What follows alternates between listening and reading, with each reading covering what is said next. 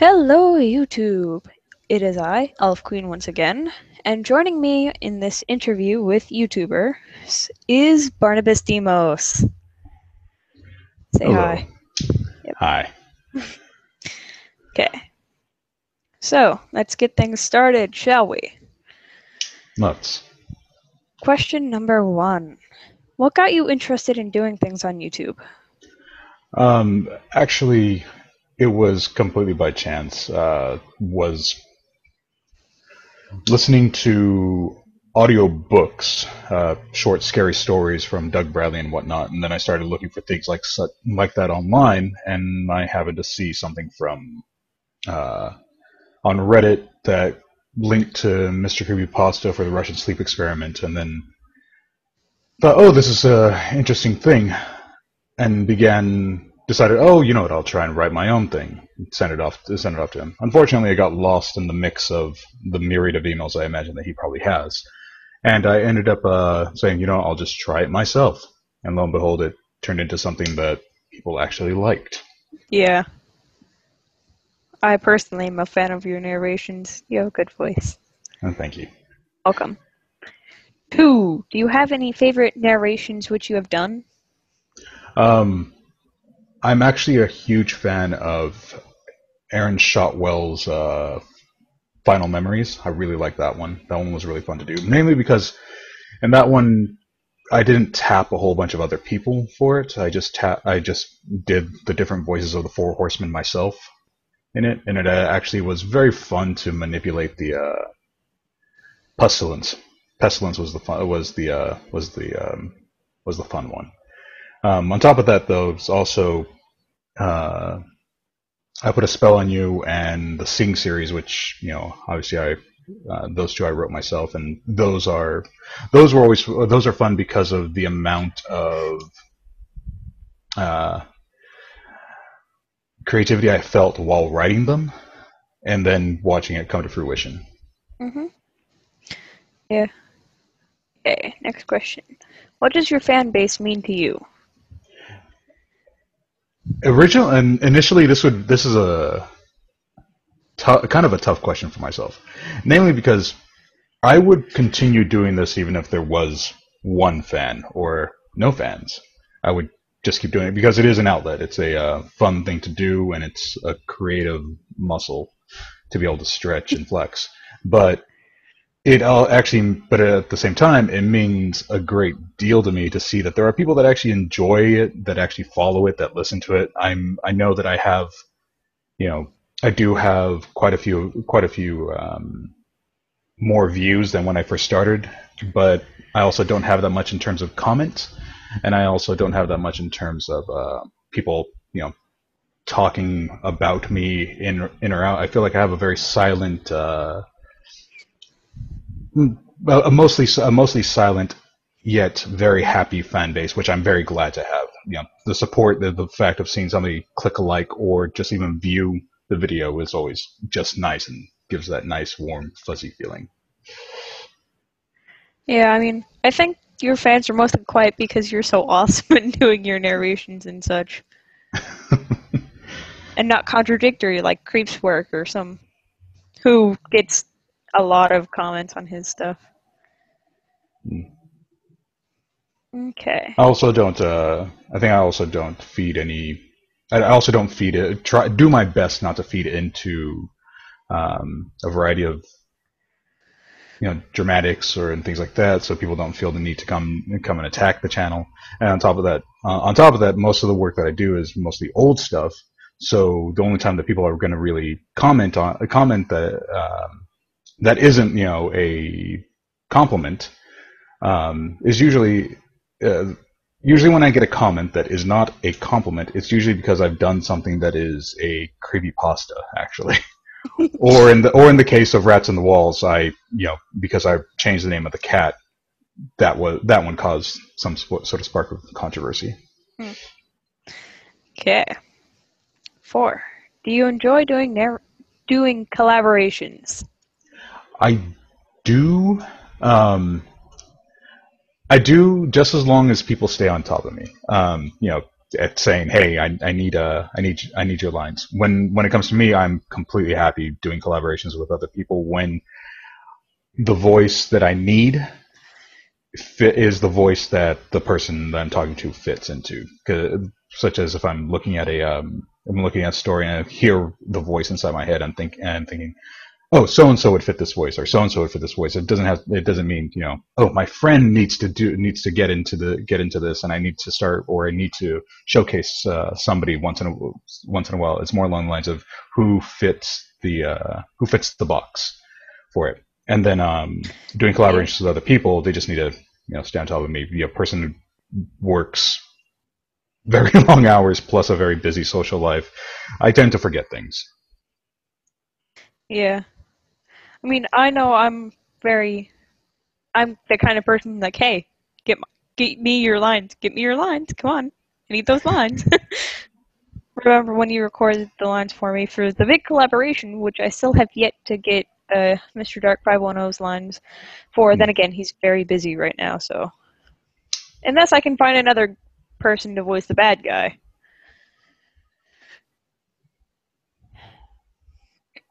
Bad guys. Bad guys are always fun to narrate, as long as they're well written.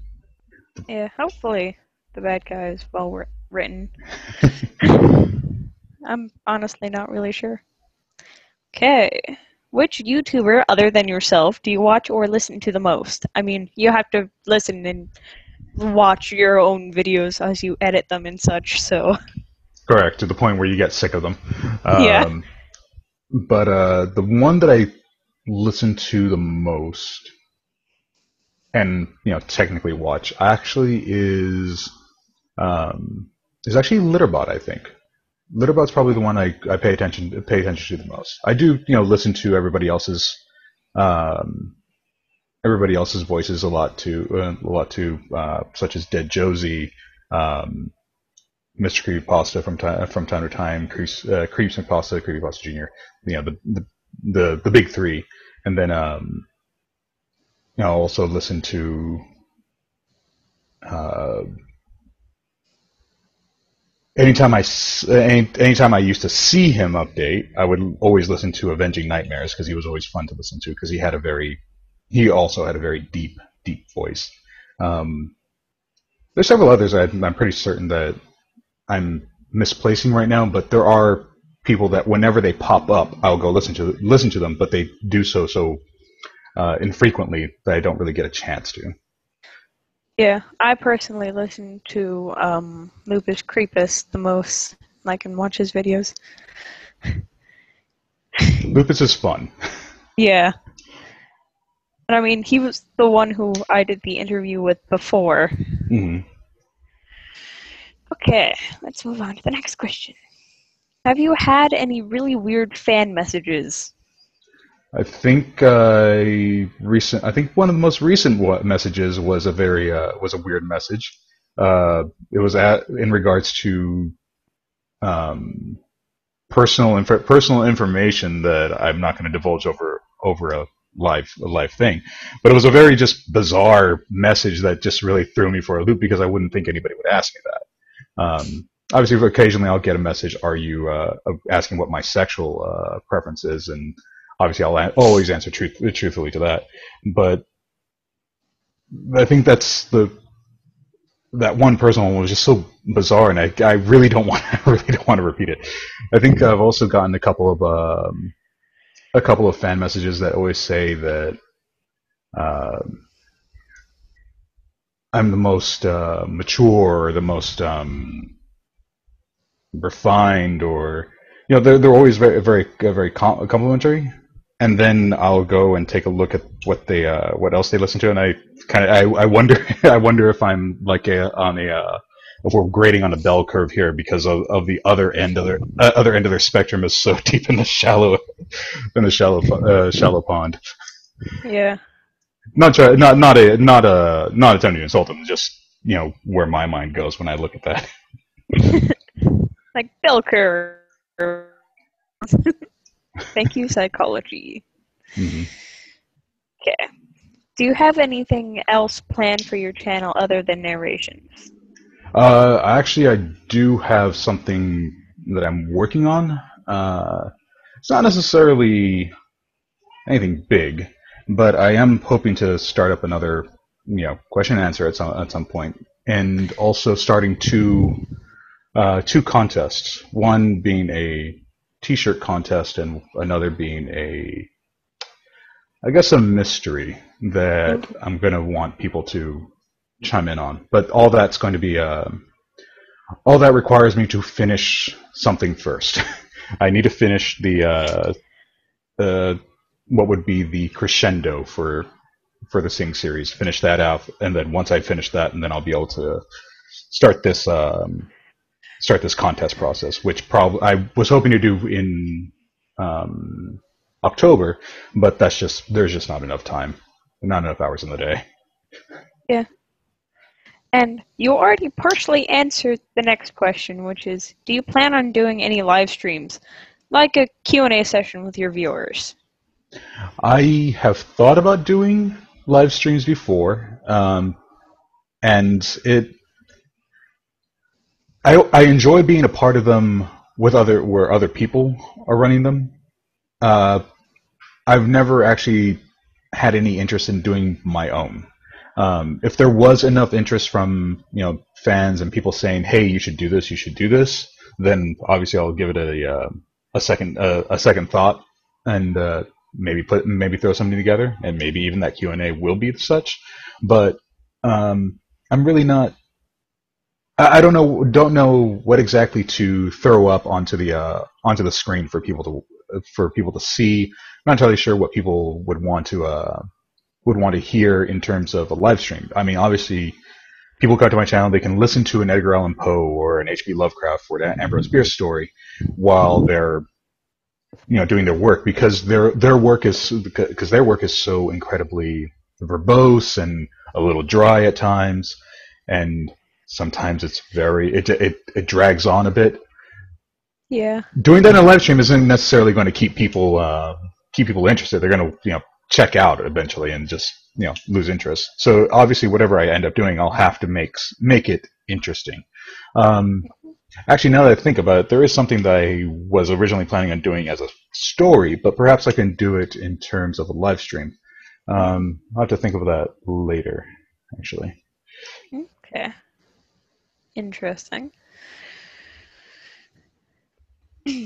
Any tips for writers, like in general and such? Um, determine when you're writing, don't don't just make the villain psycho evil, Jeff the Killer parody, all powerful Mary Sue evil. Don't do that. It's it's actually kind of interesting because we were kind of discussing it in the in during the Mutants Masterminds live stream last night, was about Batman and um, on the villain, on the villainous side, and it's one of those things where, like, a good villain would make every loss a win, even when they've obviously lost, it's still a win for them in some fashion. You Good evil is subtle. Obviously, you're going to have I like to call them mid bosses, but you have those people that are, um, you can have your crazy psycho killers as like the person in the forefront, that person that's kind of like, oh, I'm tra la la, murdering, dancing around in the entrails. But really, your true villain should be that person in the Background? in the background that you barely see, that controls as much as possible, but at no Like a point, puppet master.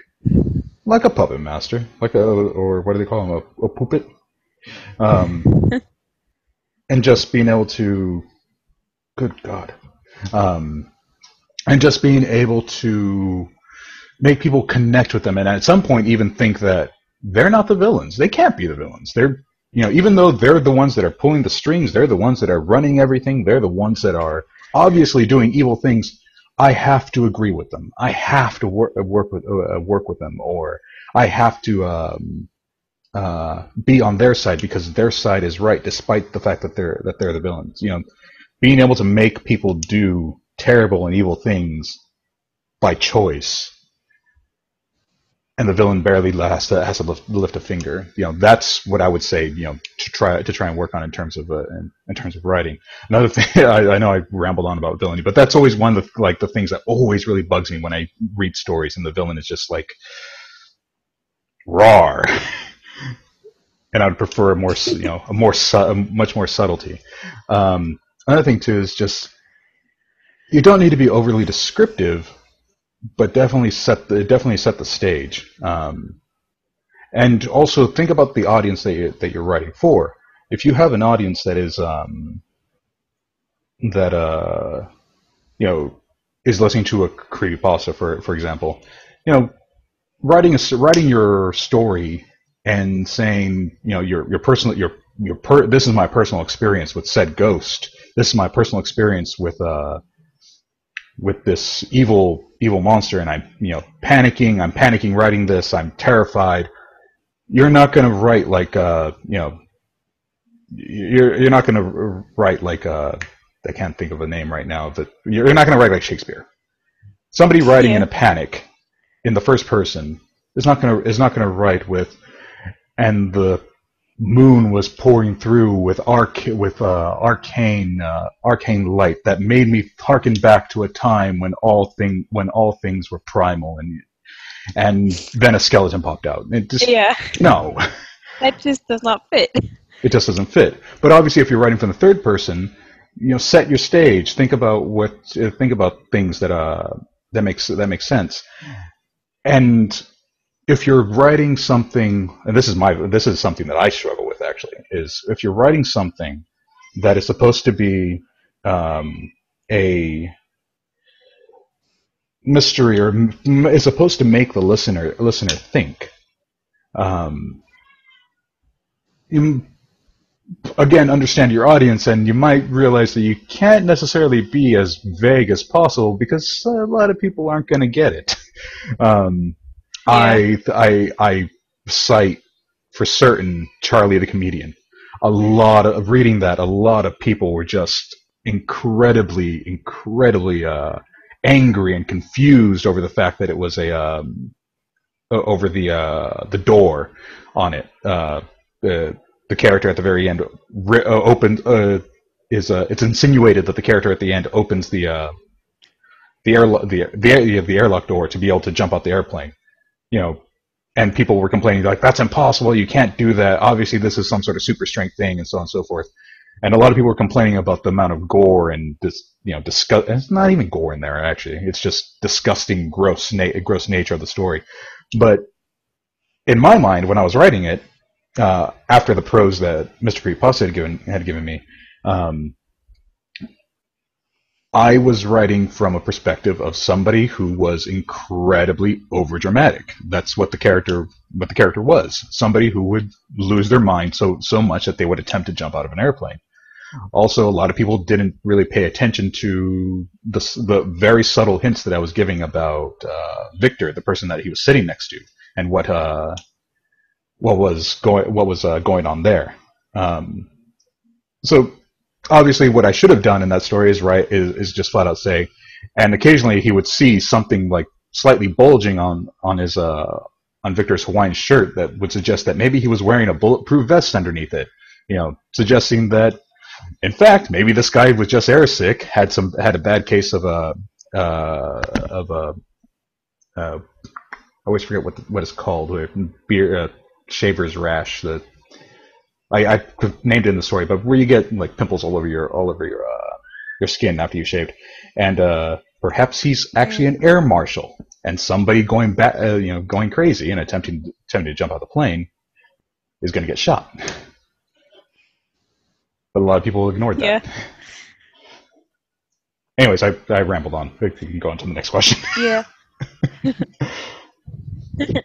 Okay. Any tips for narrators? Look up the words before you read it. learn how Yeah, I've to actually pronounce the had to words. pronounce them.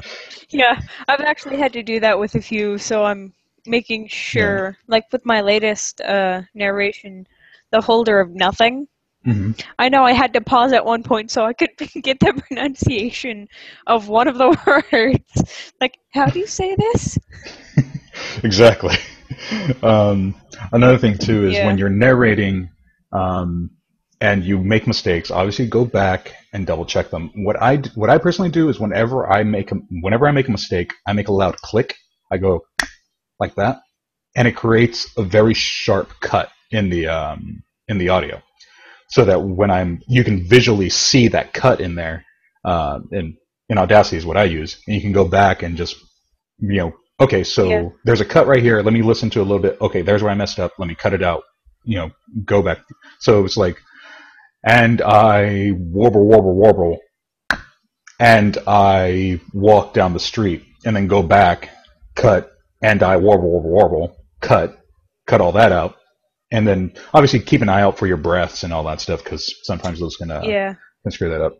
And one thing that really annoys the living hell out of me from narrators that I've listened to, and it's not anything in regards to their talent, but it is in regards to how they do their audio. The reason why the reason why you do something, or the reason why you know screw up at something, is not an excuse. It does not make it okay.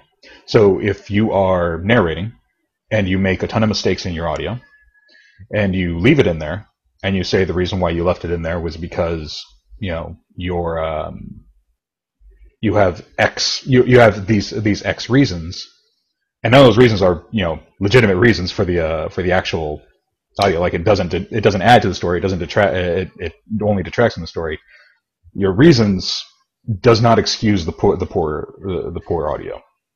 yeah, One of the things that bugs me about actually that story, Final Memories, is that when I narrated it, I did it I did it during a copyright thing, so all my stories had to be less than 15 minutes long, and so I had to speed it up ever so slightly to make it fit that time frame. Well, because I did that, I can hear all those little bits where I'm just talking just a little unnaturally fast. And one or two people mentioned it to me, and I was like, I'm really sorry. Won't happen. It won't happen again. I'm not gonna, I'm not happy with that. As opposed to other people who would say, well, get on the defensive and say, no, I had to do it like that and get over it. That's how it's supposed to be. No, be kind, courteous, understand that people are criticizing you for what you've done poorly, and don't try and treat it like it's the don't try and treat it like you made dinner and you had no sugar, so you use nothing but salt, and you feed your people. It's literally what it boils down to. yeah. I also use Audacity, and sometimes depending on like how many mistakes I've made in one reading, I Hmm. generally like either restart from the beginning, depending on how Hmm. badly I messed up, or just like, okay, I've messed up like so many times, I'm just going to try and get it straight. And I do go back through and edit out my mistakes, because generally when I make a mistake and I already had to restart a few times, I'm like, and then I restart, like fix it, um, like, and I just listen for it, like, okay, this is where I messed up. Yeah. It's at that point where he's like, you know what? Just do it all over again. Just do it live. Um, Yeah.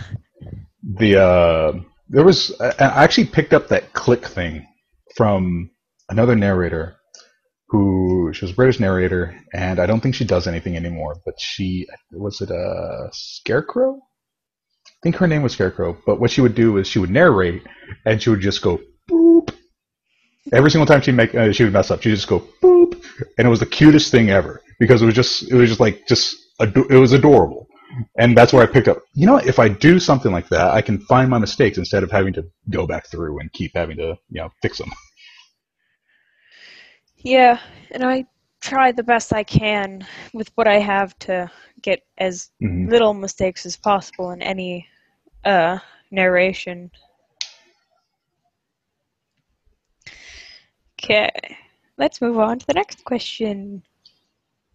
Which mic do you use for doing your narrations? I use a uh, Yeti Snowball. Okay.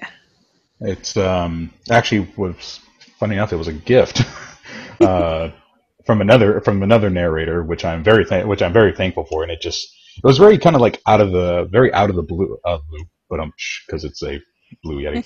Um, and I came home one day. There was a package on the thing, and a funny message on the inside, and it was from another.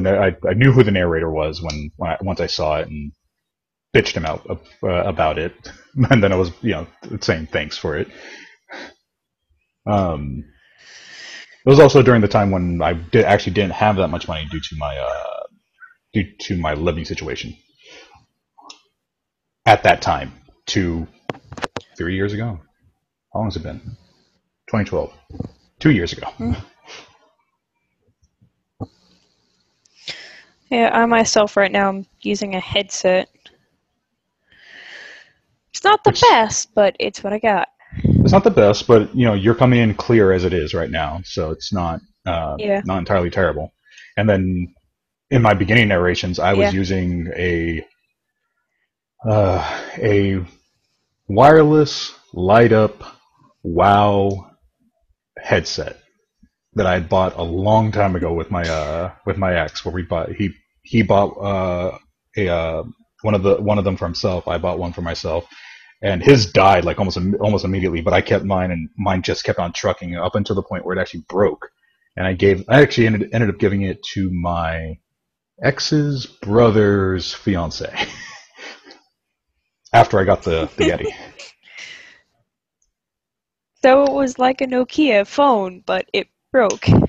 Yeah, it was like a Nokia phone that just eventually just died. Well, I think it just broke in the middle Yeah, too, so I just handed it off to her, and she would just keep it to her head whenever she was here. So I just keep it. yeah.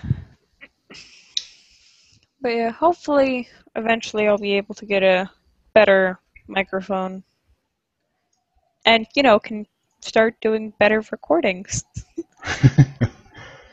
Eventually, in Okay. time. Yeah. Do you enjoy singing? No, not at all. That is the Not in the next slightest. question. Yes, I No? do. um, Sarcasm. I've been I've been singing uh, since my freshman year in high school, and it was actually kind of interesting because I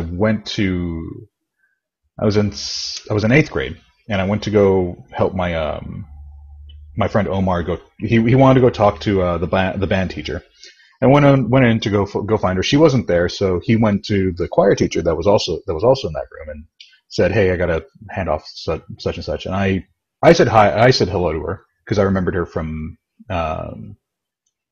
just in passing, and she was like, "You have a very deep voice. You need to join choir."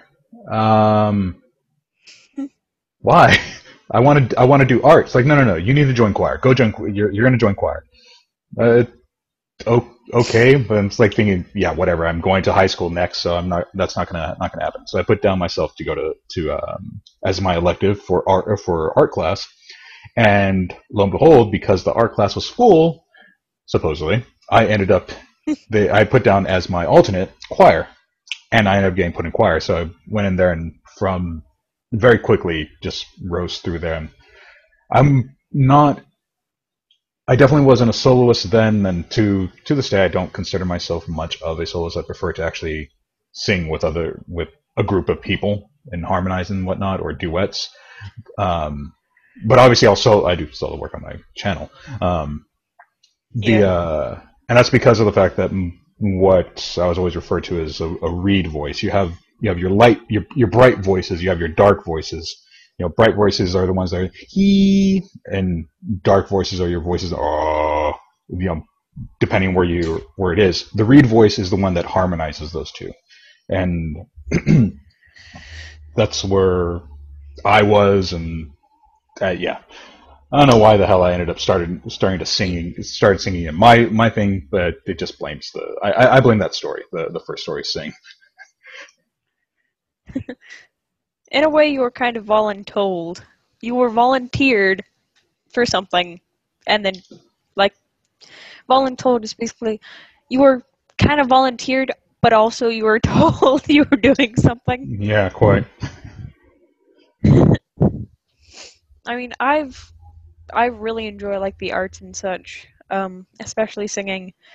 I was in choir 7th and 8th grade, and now that I'm actually in my high school era, I've just been in the drama program where we've done musicals. I have to admit, my school has done pretty good because we put on Phantom my freshman year and Sweeney last year. Hmm. And those are two very good musicals.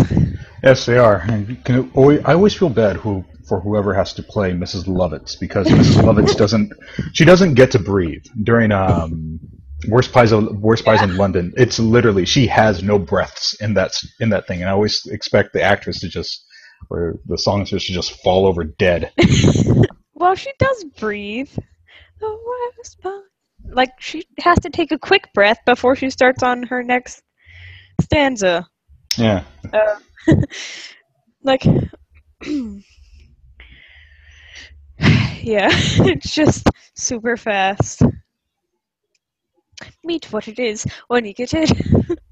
Exactly. Yeah, I didn't play Love It, I was just in the chorus. And you see, the thing is, in 7th and 8th grade, I was an alto. And then for Phantom, I was in the alto section. But for Sweeney, I kept singing the soprano part. So I moved over to the soprano section because, the sopranos always get the fun parts in all the songs. You want to sing alto because you really enjoy singing E flat a lot. Like, duh, duh, duh, duh. Same note all the time. Yeah, and the basses it's fourths and fifths. Ma da da da da da da da da da da da. I mean, when my choir did Over the Rainbow, the altos were stuck singing the guy part, which was pretty much like doo doo doo doo doo doo doo doo doo doo doo doo doo doo. That it was pretty much that for a whole long time. Yeah, I think Yeah, we're fun. Let's move on to the next question before we both continue talk ramble about. on. Yeah, ramble on. Okay, do you enjoy it when others narrate your stories? Yes, as long as they don't change certain aspects. So, obviously, if there's mistakes in the story or something like that, by all means, I go ahead and change it, fix my mistakes. But when it's if it's a male and he picks up one of my stories where the character's where the main character is a gay protagonist, or the villain's gay, or whatever, I really don't like it when they switch it out so that the other character is straight or something like that. Um, it there's a reason why I write them that way, is namely because of the fact that gay horror is always cliche. In if you look up any sort of horror movie where it's supposed to be gay characters, it is incredibly cliche. There has to be at least one, girl that's trying to get with them. There's always another guy that he's constantly trying to get with. There's at least 15 sex scenes in it, and there's always a drag queen. There's always a drag queen. and there's always something silly or funny, or it's just so over the top dramatic tragedy or drama that it's just bleh. I personally prefer it. I've always liked it with the way that I've written it, and a couple of other people that I've seen have written, where you could interchange those things, where you could literally change one person to being female, and you literally don't have to change anything else, and the story still works. And that's what what I'm trying to go for is like it's not cliche. It's still a perfectly good story that doesn't make you sit there and say, "Oh my God, this is full of camp." And that's the reason why I write it that way, so that you can have these gay characters in a normal, well, quote unquote normal story that is not that's not a parody. And that's why it bothers me when people ask, "Hey, can I narrate your story?" Yeah, absolutely. I just want to change the love interest to a female, so I can it's not gay. Then find a different story. That's all. Yeah. That's all I ask. If you're gonna narrate, if you want to narrate one of my stories, just simply ask me. Let me know that you're gonna, and at least let me know that you're gonna do it, so I can go listen. And then don't change it if it is a gay character. Just don't change it. If you're Yeah. female, I can completely that one I can completely understand because you're female. Obviously, you're not a male. Yeah. Uh, but in the case of males attempting to narrate the story, or females who narrate a story that's in the third person, don't change it. Yeah. I mean, I've already narrated a few of yours. I'm not sure if you've actually taken a look at them and listened to them.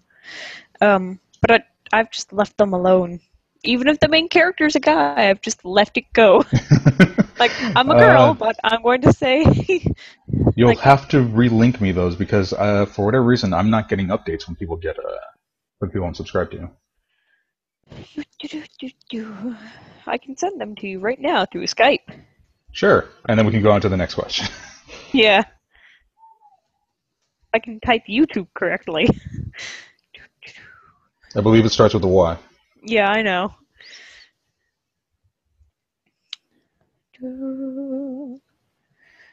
Okay. Let's move on to the next question. Here we go. What social media sites do you use the most? Other than YouTube, Yes. Twitter, Tumblr, and Facebook. And I mean, well, Facebook for personal use, but I really suck at doing the Barnabas Deimos Facebook page. Half the time when I post a story, I Yeah, forget I've to post it noticed. on the Facebook page, and I don't really do a lot of like talking on there or anything like that. And also, my phone doesn't update me when that page gets a message. Um, so sorry to anybody listening that actually goes there. But Tumblr, Twitter, and I guess Google Plus technically, since YouTube forces it. Oh, I've only actually narrated 2 of yours. Hmm. Narrated like a few more of Lupus's.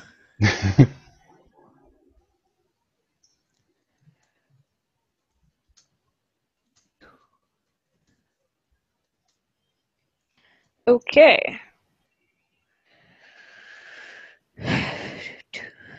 Here we go. What is your favorite game? Favorite game? Um, I'm assuming this is something that I can just say that if it's a game that I've played, doesn't necessarily mean that I'm playing it right now. Yeah. The Legacy of Kain series. If you've ever had a chance to play Legacy of Kain Blood Omen, uh, Legacy of Kain Soul Reaver, Soul Reaver 2, Legacy of Kain Defiance, we don't talk about Blood Omen 2. Those games are so well written.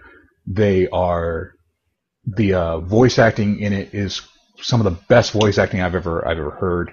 It's just they're amazing games. It's unfortunate that the that they stopped making them because they still had I feel that they still had a long story to do, and they're confusing as hell. If you pick one up in the middle, you pick the very first one up and then you keep going. You can't pick up the whole story by just playing the last one or something like that.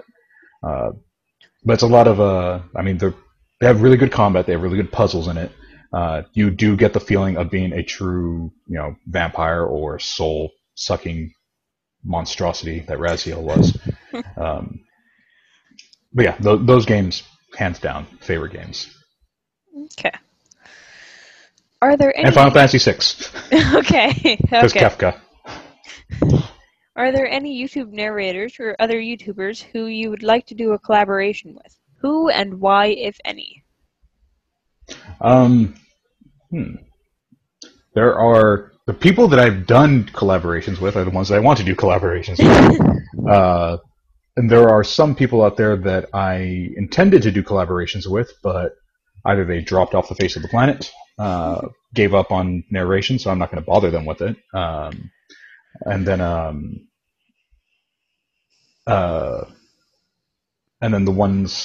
the other people that I haven't exactly thought to myself, oh, I need to pick them up. Again, it depends upon the story. So there's nobody that really just flat out just said, I gotta work with this person.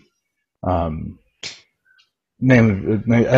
because when I look at it, when I look at things, I'm not looking at things from a person perspective. I'm looking at things from a voice and fit perspective, if that makes any sense. Yeah, I know.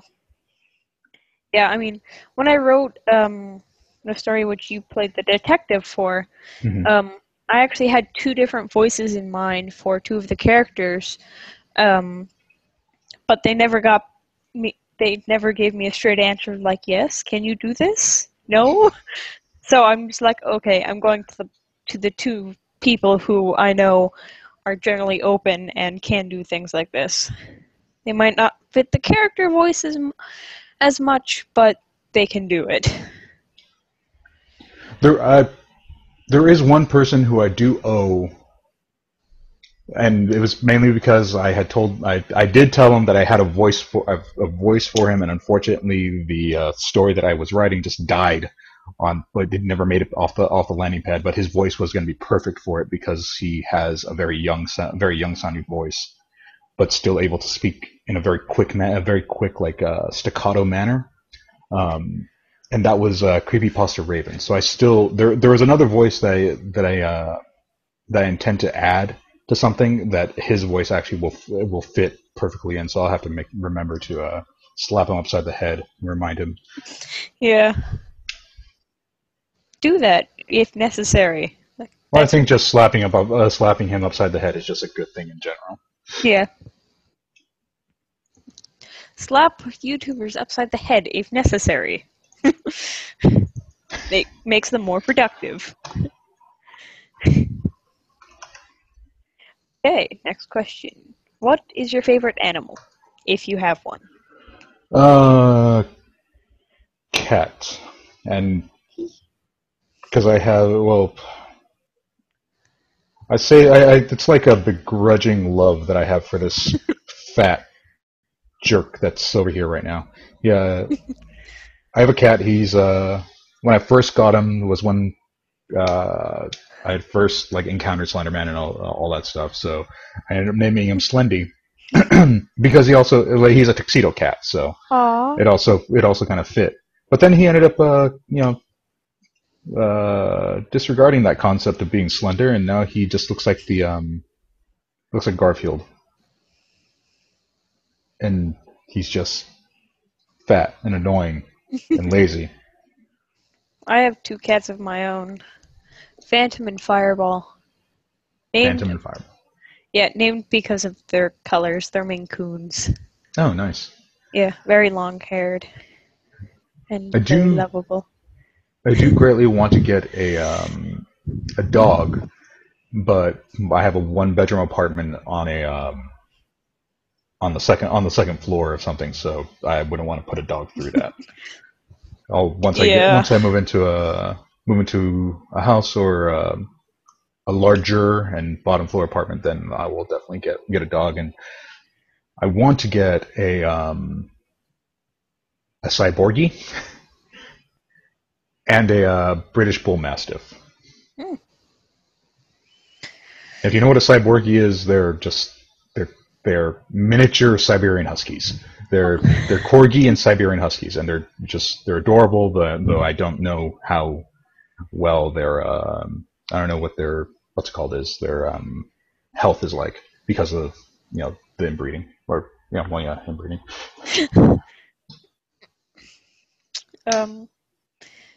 The pictures I've seen of that I find the cutest is the Pomskis, Pomeranian and a Husky. They look so tiny, adorable and fluffy. But the dog I have with one of my relatives is a Jack Russell and some sort of hound mix. And it's very, very hyper. Yeah. Okay. Let's move on from animals. Do you like puns? Yes and no. Depends on the pun. Like there's some puns where you're just like, that's the worst dad joke ever. And other puns, sometimes slip through and they're hilarious. Yeah. So it really just depends. Yeah. Why did Sodium get arrested? Why? Because it participated in assault. Knock knock. Who's there? Boo. There's There's no reason to cry, it's just a joke. I know. I knew where that one was going. Okay. Puns are like the best. Depending on how horribly bad it is. Exactly. You see, something I brought up to Lupus on like his Facebook page is like something that would be hilarious if it actually happened is like if he started a new segment on his YouTube channel, specifically having like a Q&A or something, kind of like we're doing now, except for pun wars, where you have to come up with puns, and it has to pertain to like a certain topic. I would totally watch that. It would be hilarious.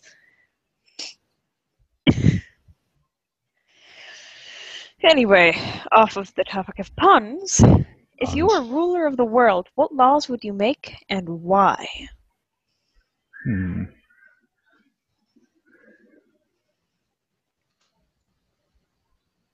fact, I believe that.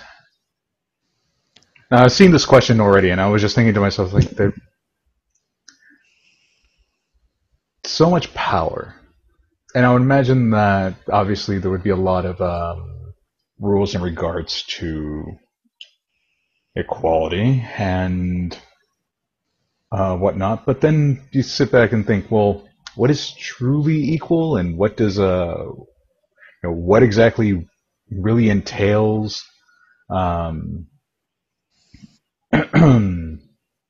privacy versus protection and all that stuff. And I realized I wouldn't want to be ruler of the world. I would just want to do whatever I personally want in the world. So probably just get rid of everybody, unless except for the ones I care about. I have a whole bunch of robots built that will take care of everything I need, and then eventually just watch Oblivion come and go unless I figure out the method for immortality or something like that. I mean, I guess what people would normally expect is everybody gets a puppy, everybody gets a there's a National Hug Day, or no more stupid people. There has to be an IQ test to breed, and this, that, and the other thing. And you realize that you're getting very closely to eugenics or communism, and the people get mad, and then you realize that there's no such thing as a utopia, because people are corruptible. You're corruptible. I'm corruptible. Everybody's corruptible. Yeah. No matter what they say, what they think. It just doesn't work.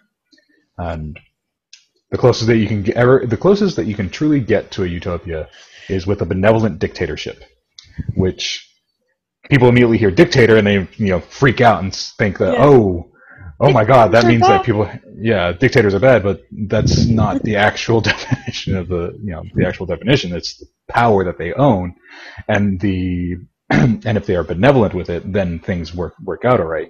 But it's not, there's no such thing. You can't have it because everybody's corruptible.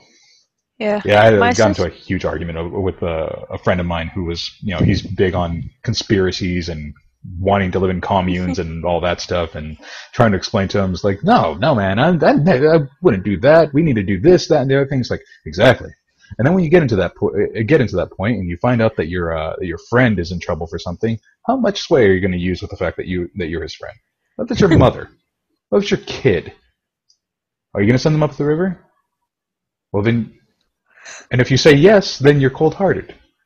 You're not as good as you think you are. And if you say no, then you just you laid the groundwork for nepotism and all that stuff. So it just doesn't work. Yeah, my sister jokes that if she were ever ruler of the world, she'd make like a people's moon and just send all like the people who've all the criminals and like they have to work. You have to work on the people's moon. It's yeah, and it's just becoming like an entire community, and she'd create like a horrible government, but also be the leader of the people who are trying to overthrow her, and just so she knows everything, and it's it's hard to explain. Some sometimes the things my sister comes up with, it's you have to be there to hear her explanation of it, and because of that, we joke that she's a mini Stalin. Stalin cat. Okay. If you were a superhero, what powers would you have? Batman. Batman doesn't have any powers. Yes, he does. Not really. He has money. The greatest superpower. He has money, and he has the and okay. Batman does not have any unnatural powers. Batman has money, and he has a such a genius level of intellect and incredible wisdom. Um, the ability to foresee things naturally, and all that stuff, and be able to plan and contingency plan, and being able to make a win out of a loss, Like um, a bad guy? like a bad guy. It's yeah, he doesn't have any unnatural powers, but his power is within. It's his own stuff. But I guess if I really wanted to be out there, I would probably say the ability to teleport, um, Mm. and providing useful applications of said teleportation, like being able to teleport something away, or teleport myself somewhere, or if I really was in a fight with something, you teleport pieces of them away Yeah. and then call it a day. And you see a power that would be kind of terrifying to have is if you, I'm not sure if you've ever seen the movie what is it? Inkheart? Yeah, yeah. Inkheart? I'm yeah, Inkheart where if you read out loud, sometimes whatever you read comes to life, like out of the book, out of whatever. That Hmm. would be slightly terrifying, especially if you read creepypastas out loud, aka Yeah, that's true. narrator.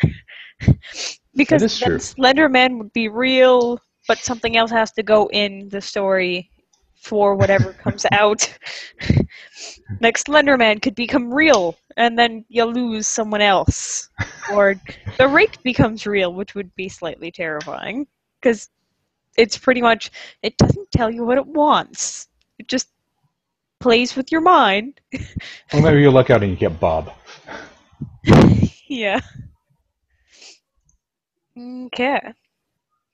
What is your favorite creepypasta? Not including the ones you have written. Mm, for in terms of actual creepypastas, Suicide Mouse and the Russian Sleep Experiment. I really like both of those. Those both were creepy and disturbing to a certain degree. Especially now, the reason why Russian Sleep Experiment was actually one of my favorite ones was not only because it was one of the first ones I really listened to, but it was also the level of um, possible truth to it is pretty high because back in those times we really did do things like that, and what we couldn't obviously American and German and Japanese and Russians are all four no different, and all four did very terrible things during the war. Unit was it Unit 731 from Japan? So that's why the amount of truth to it. Obviously, taking the last bit, the very ending of it with the bizarre uh, entity at the end. You take that with a grain of salt, but it flows, it connects well. It was pretty well thought. It was pretty well thought out for the story. As for Suicide Mouse, I think it was just there's just a certain eeriness, and if it's narrated well, it has to be narrated well for it to actually have that level of impact. Yeah. Okay. If you could go back in time and change one thing, what would you change and why? Nothing. The reason why is because, and this actually answers your next question. Um, Everything that has happened in this world, if I went back and changed it, there is a chance that it could affect the outcome of me. So pretty much like the butterfly effect. Essentially, well, yeah, like the butterfly effect. Or, let's say I go back in time and stop religion from happening. The deist, monotheistic religion or something like that from happening. There's a chance that something else could have come and taken its place, or something far worse could have happened. And thus Yeah. you get your butterfly effect, and thus I'm never born, or the person that is me right now doesn't exist. Yeah, and you just kind of poof out of And you kind existence. of poof out of existence. And the same goes for changing one thing about myself in the past. If I went back and said, don't have, you know, don't sleep with that guy. Well, having done so, that whatever I did in the past has made me what I am today. If I had stopped doing whatever I was doing when I was 18, or whatever, if I had chosen to live with my living with my mom when I was a kid, as opposed to my father, all those things would have changed my current outcome. The person that I am today would definitely not be the same, because what I endured when I was living with my father, or what I endured when I was living at down in Orange County, or things that occurred when I moved back up to the Central Coast. All those things created me as to what I am. Obviously, are there ramifications for who I am now, and what I personally have to deal with on a case by case or daily basis? Absolutely, but it doesn't mean that um, it doesn't mean that I would change them, because I don't know who I'd be. I don't know if I'd be happier, or there was no way to know, because it wouldn't be you. You wouldn't be thinking the same way. You wouldn't think, oh, I got to go back and change that anymore. And then you paradox into a Yeah, whole thing, but and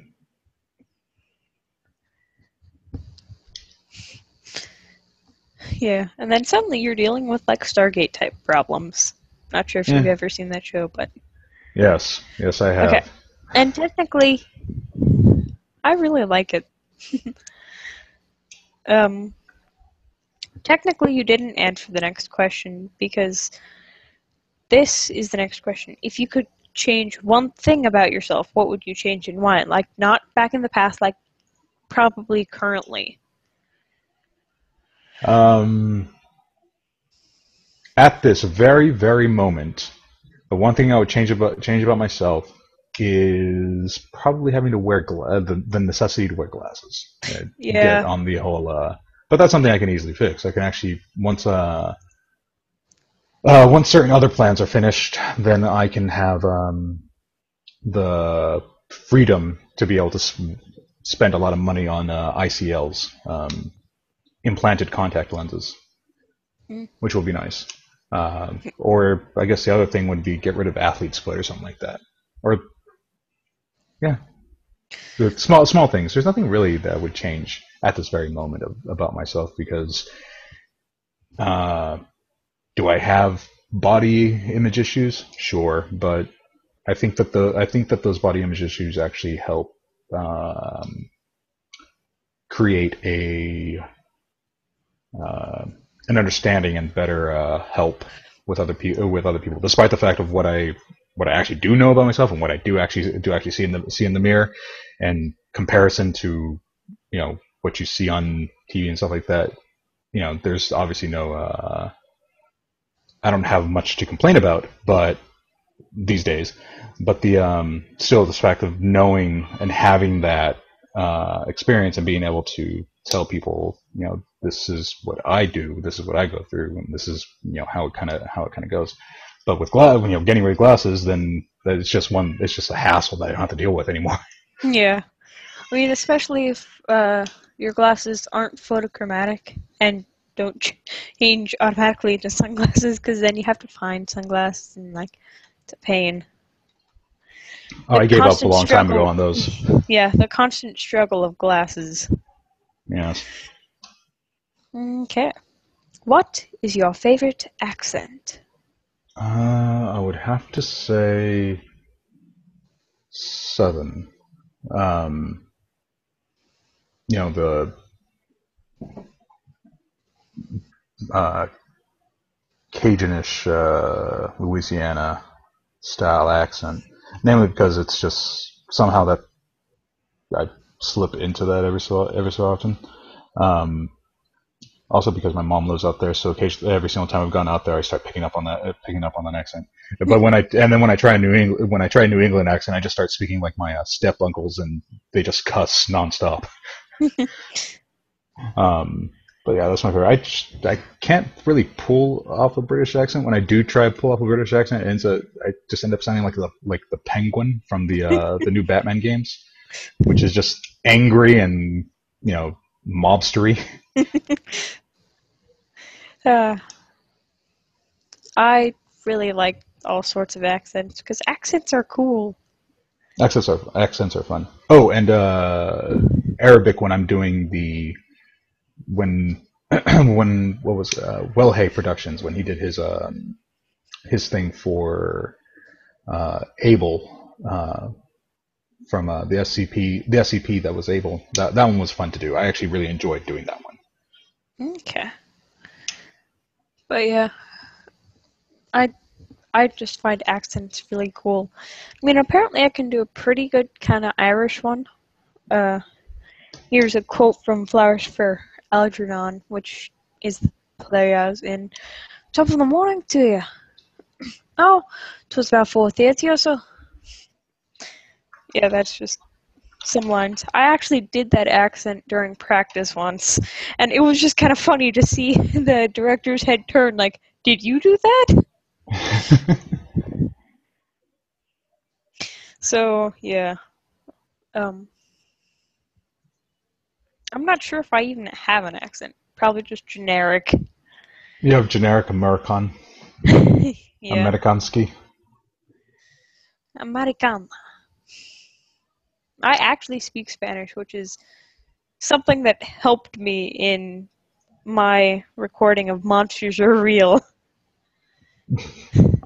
But I did that during the summer before Spanish started up. Okay. Aha.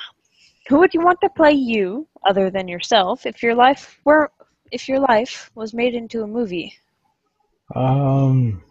Either Wentworth Miller or Michael Pena, because Michael Pena actually kind of looks. Michael Pena looks how I feel I look.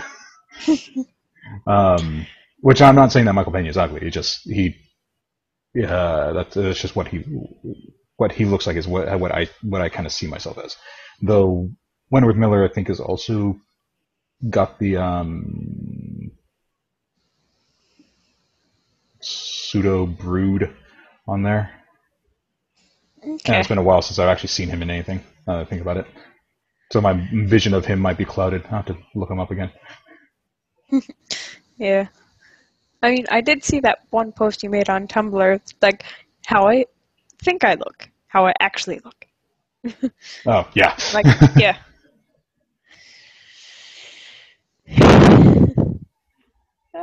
It's exhaling directly into the mic of a headset, not the best idea, Not always, no. but it's unavoidable sometimes. Aha! What would you do if you knew you could not fail? Make a movie. That. Make a movie. And That would, actually yeah. make a.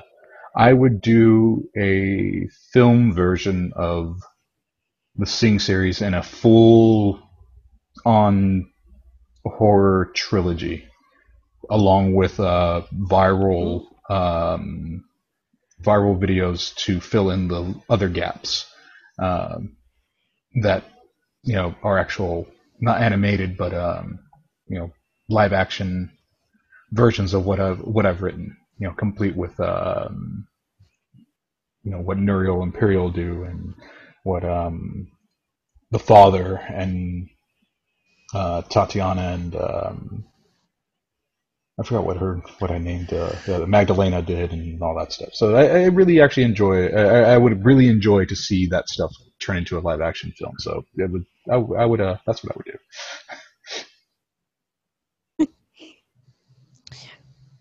Depending on how many of your viewers are actually going to be watching this, I'm Well, if it's not really sure. I only have 10 subscribers myself. Um, who knows? Somebody might just send in a fan made thing. Like, okay, because you said you wanted this done, we attempted it. and then they break out the foam swords. Yeah. What I think I would do is I would make a true to the book version of Ender's Game. Because So I haven't yeah, seen the Ender's Game movie which they made, but the book was really good. And if I would just like make Ender's Game true to the book, like exactly how Orson Scott Card wrote it. Orson Scott Card, that Okay. wacky sci-fi writer. Yeah. Ender's Game was an awesome book. Yes, it was. I was I given the I just don't option like to Orson read Scott Card. Ender's Game. What's that? I was given the option to read Ender's Game or To Kill a Mockingbird. I went with Ender's Game and it was far more entertaining. According to my sister, To Kill a Mockingbird is very dry. Yes, it is. But what do you expect from the Scopes Monkey Trial? Is that what it was?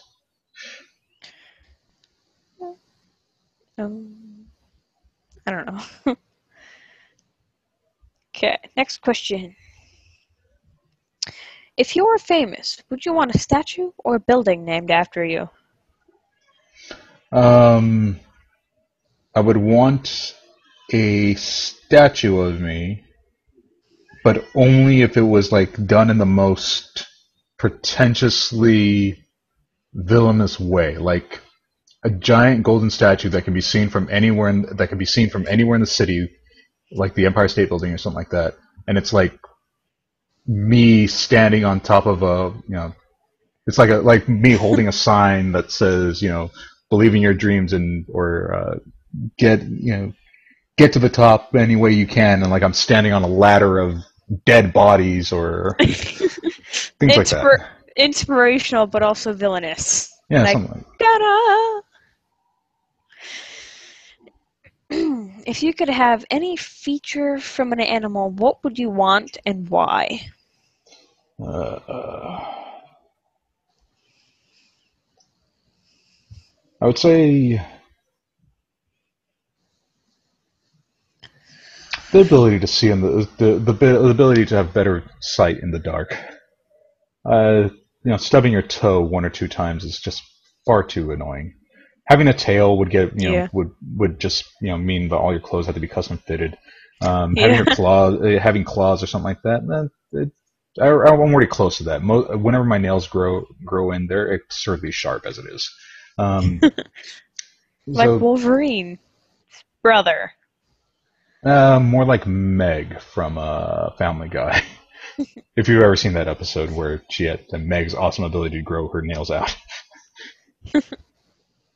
Well, don't forget, Wolverine's brother could also do that. Yeah. Okay.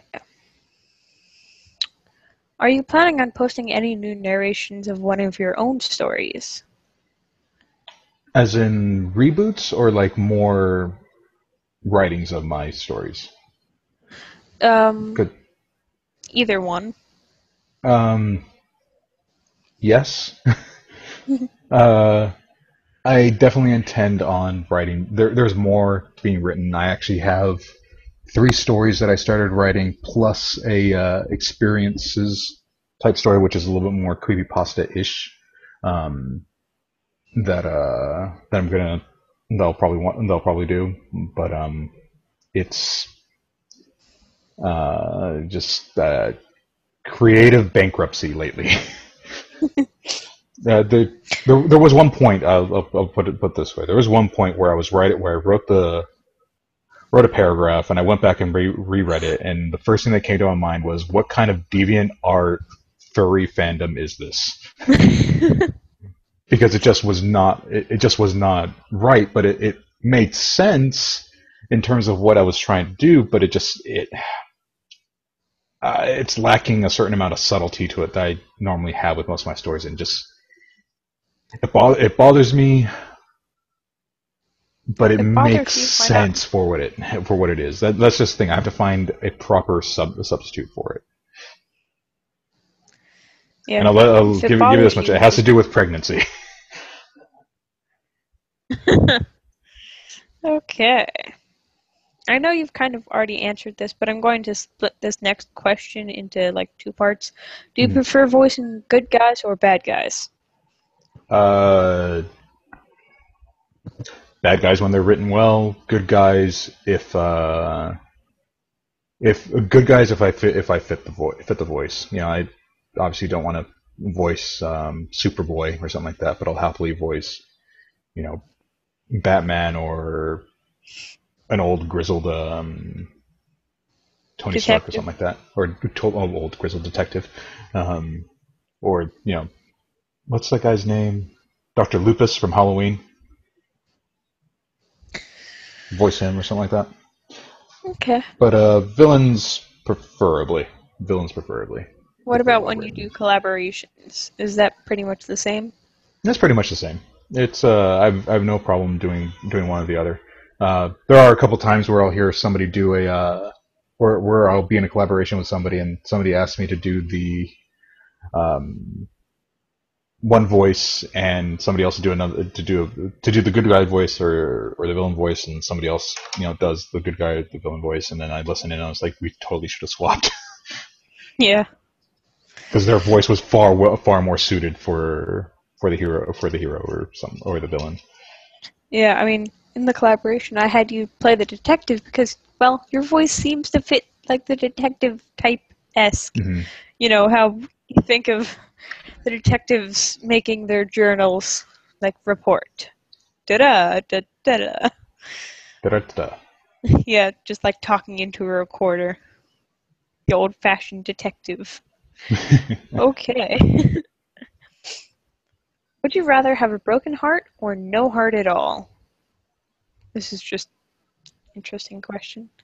It is an interesting question. I guess in a sense, it would be a broken one. Having no heart at all Makes you a doesn't. heartless. Yes, makes you a heartless, and you turn into a little black creature with big yellow eyes and a little uh, tendril sticking out of your head. But no, when you have no heart at all, everything becomes robotic and it becomes logical, and I understand that, and that's good for just getting through day-to-day life. But are you really living it if all that's all you're doing? You're just going from one end to the Are you going from one end of the street to the other, or are you looking at the things, you know, going down the street is kind of where it was like. It's like, oh, okay, I'm going to cross this. I'm going to cross the street right now. Think of it as the no heart person is the one that looks both ways, measures the distance of time that it's going to take to get there, decides do they actually need to go across the street.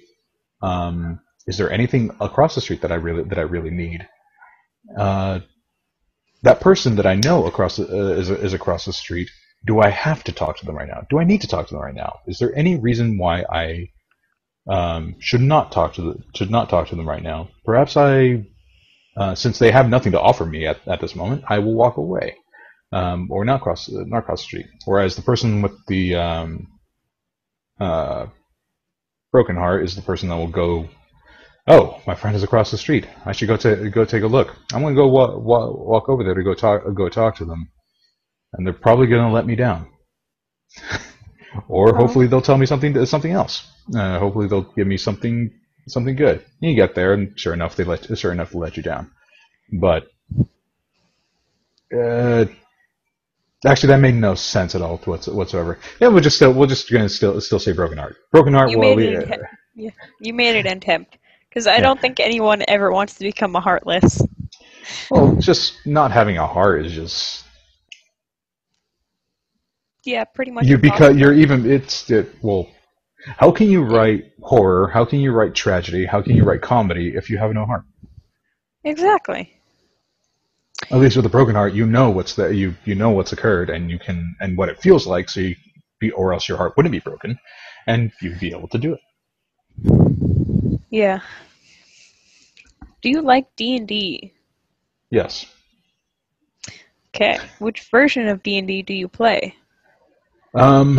Okay. So I played 30.5 for a very very long time, Yeah. and then that Abomination that was fourth edition came out, and me and my best friend played it for a bit, and then we just went back to third edition, and we just stuck with that. And we also played Mutants and Masterminds together, and that one, which is not it's not an actual D&D system. It's more like it's a D20 system. Everything's based over a 20-sided die. And then recently, because of the stream with Mystery Pasta, Creature Pasta, Audionic UK, Blue, General.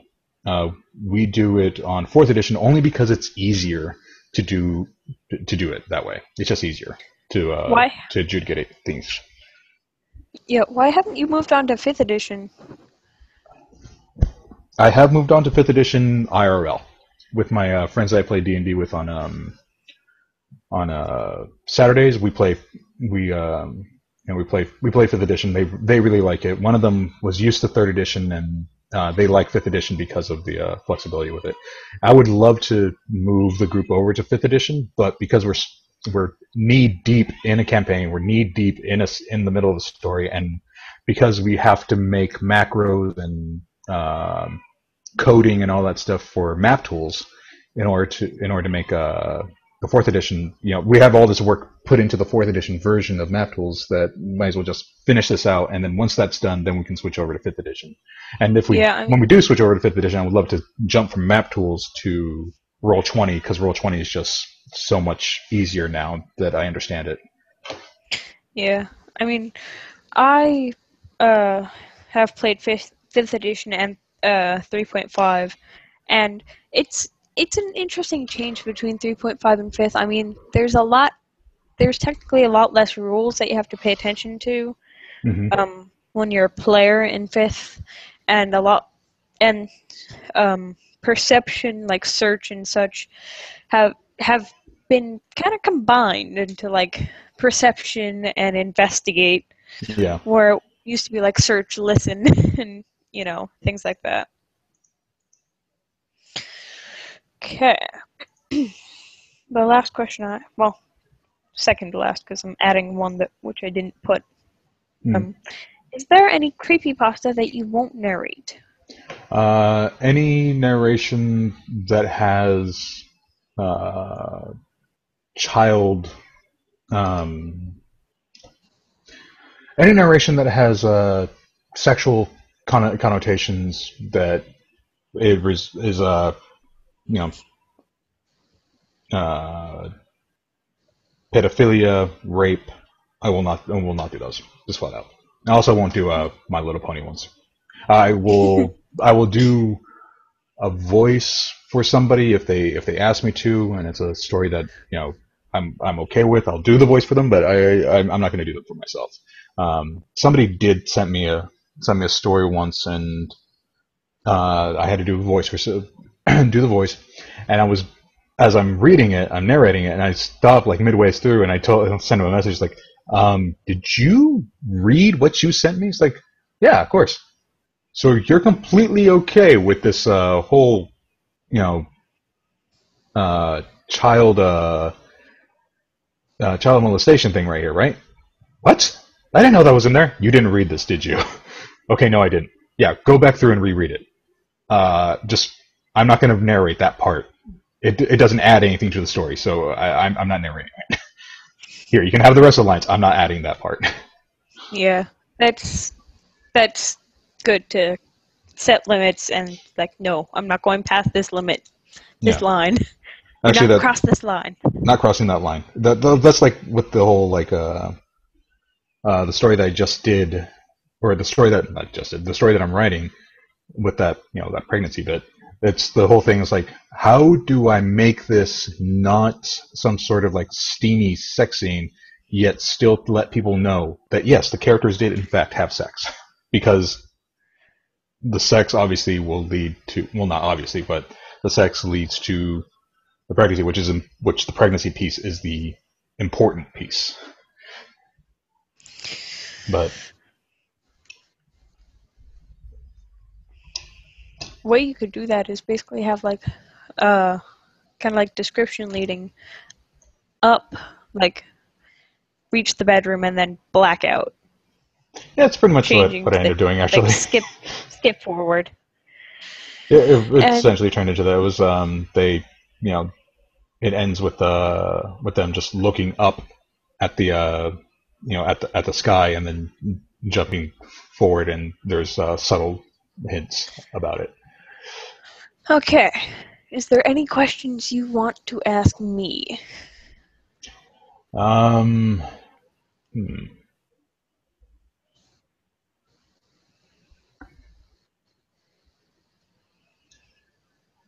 Not off the top of my head. That was kind of like, I really don't have anything. Okay. And also, one thing. Yes. I'm thinking about narrating it, but would it be okay if I do decide to narrate it? If I narrated your story, I Miss Halloween. Yeah, that's completely fine. Okay. I'm just checking. Because I know how much you want people to check with you and make sure that it's okay with you, so that you can always check out the work I do narrating it. I mean, I've already read through it once out loud to myself, so kind of practice. I haven't narrated that's it. fine. I haven't recorded it. Just read through it out loud, just to make sure I got everything. Okay. I think that about finishes this. So, everyone on YouTube, once again, I'm Elf Queen. I hope you like the sound of my voice and subscribe. And thank you for having me. You're very welcome. I will see you next month, viewers and subscribers. Once again, I hope you like the sound of my voice and subscribe.